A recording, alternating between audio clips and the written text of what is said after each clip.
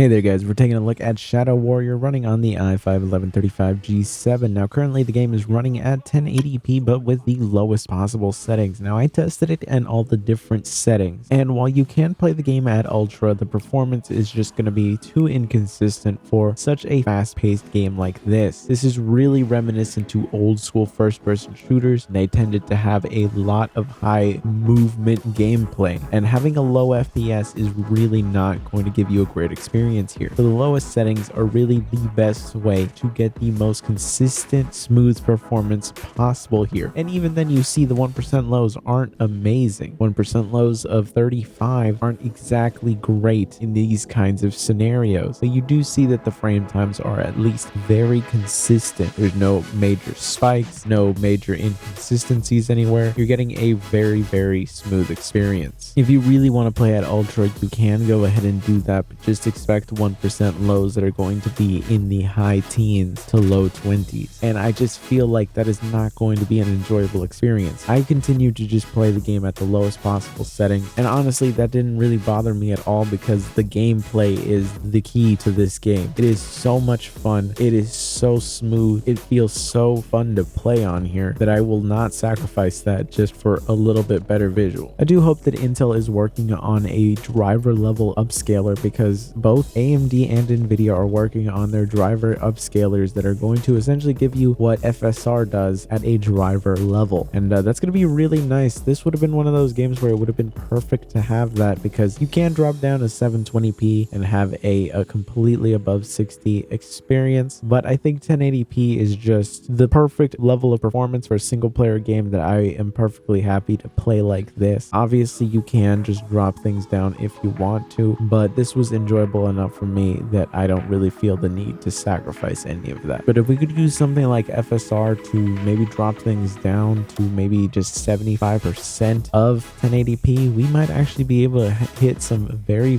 consistent and smooth numbers with very little visual quality loss. But really only time will tell, because so far Intel has not impressed me with their driver release schedules and with their driver releases in general. When new drivers release and games that are at this point years old, or brand new titles that are months old, still do not function, that should tell you that there are some messed up priorities here. But overall, the game is playable. I would say this is definitely a recommendation for me. I really enjoy this game. You're probably going to have a blast playing on here. So anyways, I hope you found this video useful. If you did, be sure to subscribe, and I will see you guys next time.